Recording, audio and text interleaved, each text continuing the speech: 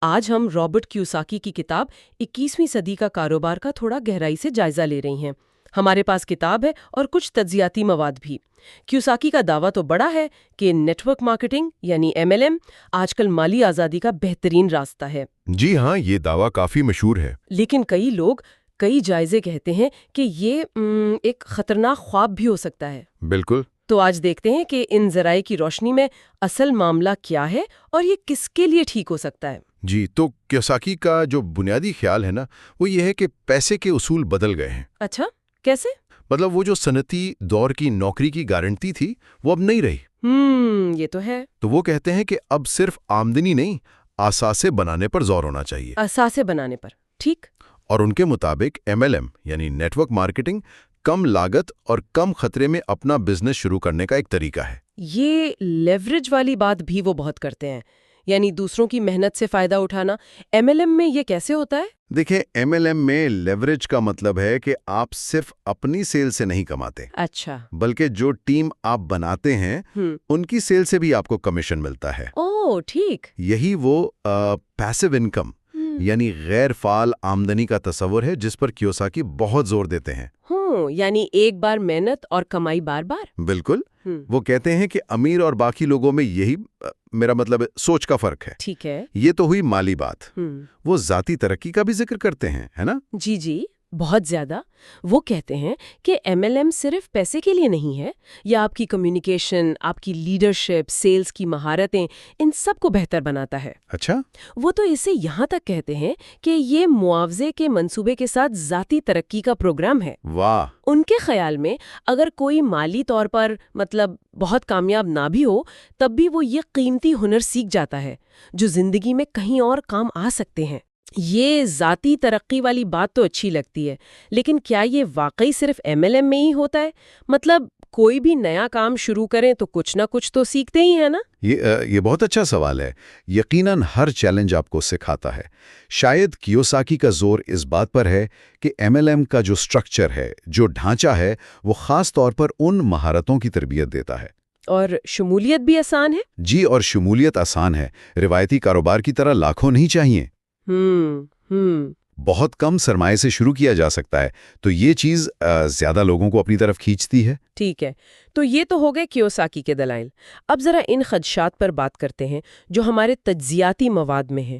سب سے عام تنقید کیا سننے میں آتی ہے؟ سب سے بڑی فکر یا تنقید کہہ لیں، وہ کامیابی کی شرح پر ہے۔ کامیابی کی شرح؟ جی، اعداد و شمار یہ بتاتے ہیں کہ MLM جوائن کرنے والوں کی اکثریت، بہت بڑی اکثریت، شاید 90% سے بھی زیادہ۔ 90%؟ جی، یا تو بہت ہی کم کماتے ہیں یا اکثر اپنی جیب سے پیسے لگا کر نقصان اٹھاتے ہیں۔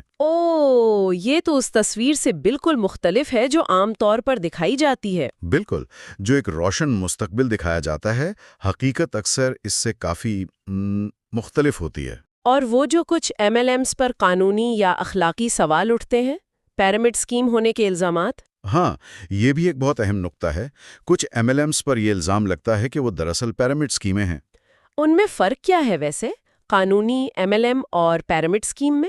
بنیادی فرق یہ ہے کہ ایک جائز MLM میں پیسہ اصل مصنوعات یا خدمات کی فروخت سے آتا ہے جو آپ یا آپ کی ٹیم بیچتی ہے، جبکہ پیرامڈ اسکیم میں سارا زور نئے ممبر بنانے اور ان سے لی جانے والی فیس پر ہوتا ہے۔ پروڈکٹ بس دکھاوے کے لیے ہوتی ہے۔ اچھا۔ اور تنقید یہ ہے کہ کیوساکی اپنی کتاب میں جائز اور مشکوک MLM میں فرق کرنے کی کوئی واضح رہنمائی نہیں دیتے۔ یہ تو ایک کمی ہے۔ ہمارے تجزیے میں یہ بھی تھا کہ کتاب زیادہ تر کامیابی کی کہانیوں پر فوکس کرتی ہے، عام مشکلات یا ناکامیوں کو نظر انداز کر دیتی ہے۔ جی ہاں، یہ بہت عام تنقید ہے۔ ایسی کتابیں اکثر بہترین مثالیں ہی سامنے لاتی ہیں، جس سے لوگ شاید غیر حقیقی امیدیں لگا لیتے ہیں۔ بالکل، لوگ سمجھتے ہیں کہ یہ آسان ہے، جبکہ حقیقت میں MLM میں کامیابی کے لیے بہت زیادہ محنت، مستقل مزاجی، اچھی سیلز اور نیٹ ورکنگ کی مہارتیں چاہیے، اور صحیح کمپنی کا انتخاب بھی بہت اہم ہے۔ تو اگر خلاصہ کریں، کیوساکی MLM کو ایک جدید کاروباری موقع کے طور پر دیکھتے ہیں، جی، جو لیوریج، ذاتی ترقی اور کم لاگت جیسے فائدے دیتا ہے۔ جبکہ دوسری طرف تنقید یہ ہے کہ کامیابی کی شرح بہت کم ہے، کچھ کے پیرامڈ اسکیم ہونے کا خطرہ ہے اور اکثر امیدیں کچھ زیادہ ہی بڑھا چڑھا کر پیش کی جاتی ہیں۔ ہاں، تو حقیقت شاید کہیں درمیان میں ہے۔ یہ سیکھنے کا ایک ذریعہ تو ہو سکتا ہے، شاید کچھ لوگوں کے لیے کام بھی کر جائے، لیکن گارنٹی نہیں ہے۔ بالکل۔ مالی کامیابی کی کوئی گارنٹی نہیں ہے، اس کے لیے غیر معمولی کوشش چاہیے۔ آخر میں کیوساکی کا ہی ایک جملہ ہے جو سوچنے پر مجبور کرتا ہے۔ جی، وہ کہتے ہیں، پیسے پر توجہ نہ دیں، اس قسم کا شخص بننے پر توجہ دیں جو پیسہ کما سکے۔ تو یہ بات ہمیں سوچنے پر مجبور کرتی ہے کہ شاید کیوساکی کے لیے بھی ان منصوبوں کی اصل قیمت صرف پیسہ کمانا نہیں، بلکہ وہ ذاتی تبدیلی ہے جو انسان میں آتی ہے۔ جی، وہ تبدیلی، وہ مہارتیں جو آپ اس سفر میں حاصل کرتے ہیں، شاید اصل قدر وہ ہے۔